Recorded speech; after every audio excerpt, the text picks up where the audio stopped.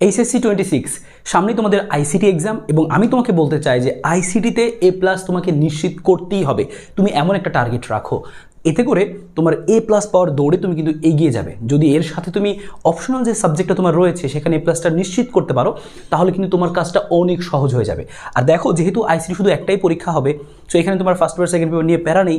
শুধুমাত্র তুমি একটা পরীক্ষা দিয়ে তুমি অ্যাটলিস্ট কোনো রকম যদি 80ও তুলতে পারো তাও এনাফ, কারণ এটার নাম্বার আর তোমার কোথাও যোগটোগ হচ্ছে না। শুধুমাত্র তুমি এখানে কনফার্ম করো 80 মার্ক যেন থাকে। একটু অ্যানালাইসিসটা দেখো, প্র্যাকটিক্যাল এখানে যে থাকে, আইসিটি তোমরা জানো যে নিজেদের কলেজে পরীক্ষা হয়, মোটামুটি 23, 24, 25 এই রেঞ্জে নাম্বার তুমি আসলে পেয়ে যাবে। এখন তোমার বাকি থাকে হচ্ছে 56 নাম্বার। এই 56 পাওয়ার জন্য তোমাকে কী করতে হবে দেখো, এমসিকিউতে 18 থেকে 20 তুমি পাওয়ার চেষ্টা করবা, মিনিমাম এটা তুমি চেষ্টা করবা। সিকিউতে 36 থেকে 38 নাম্বার পাওয়া তুমি চেষ্টা করবে। দেখো, সিকিউতে 36 থেকে 38 নাম্বার পাওয়া কিন্তু আসলে ব্যাপার না।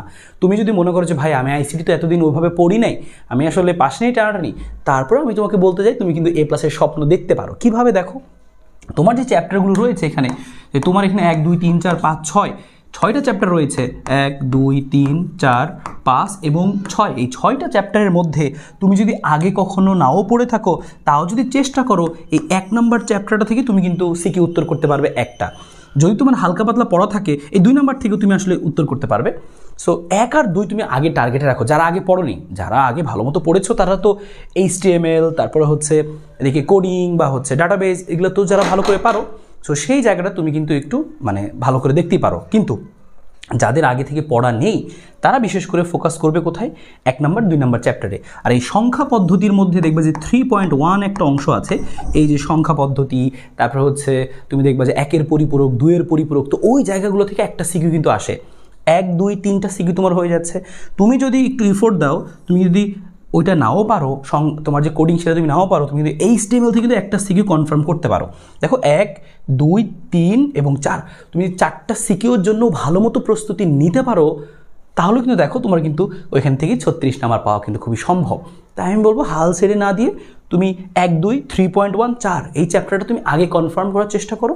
এর পাশাপাশি তুমি 5 বা 6 থেকে আসলে তুমি একটা সিকিউ আসলে উত্তর করতে পারো। দেখবে যে একটু এফোর্ট দিলেই পারতেছো। কিছু ক্লাস তুমি দেখো, তাহলেই কিন্তু দেখবে এখানে তোমার মোটামুটি 5টা সিকিউ লেখার মতো আসলে একটা দক্ষতা চলে আসবে। আর একইভাবে কিন্তু তোমাকে এখানে এফোর্ট দিতে হবে। আসলে এই যে এখানে 18 থেকে 20 যে বলেছি, এটা কিন্তু একটা টাফ ব্যাপার, যে তোমাকে 25-এর মধ্যে 18 থেকে 20 রাখতে হবে। তুমি যদি এদিকে আরও ভালো করতে পারো, ওখানে নাম্বার একটু কমে গেলেও সমস্যা নেই। তাই তুমি চাইলে এখনও সেই কাজটা করতে পারো, যে এখান থেকে 80 মার্কসের জন্য প্রস্তুতি তুমি নিয়ে ফেলতে পারো। সবাইকে বলবো সেটা করো। আজকে দিনটা আছে এবং কালকে সারাদিন রয়েছে, সবাই ভালো মতো প্রস্তুতি নাও। ইনশাল্লাহ দেখবে যে এখান থেকে খুবই সহজে তুমি আসলে এই 80 মার্ক তুমি তুলে ফেলতে পারবে, আগে পড়া নাও থাকলে। তবে অবশ্যই সবাই এটা টার্গেটে রাখো, কারণ এখানে এ প্লাস পেলে আর অপশনাল সাবজেক্ট এ প্লাস পেলে কিন্তু তুমি এ প্লাস পাওয়ার ধরে অনেক এগিয়ে যাবে। তো সবার জন্য শুভকামনা। তোমরা আইসিটি নিয়ে কী ধরনের সাজেশন চাও কমেন্টে জানাও।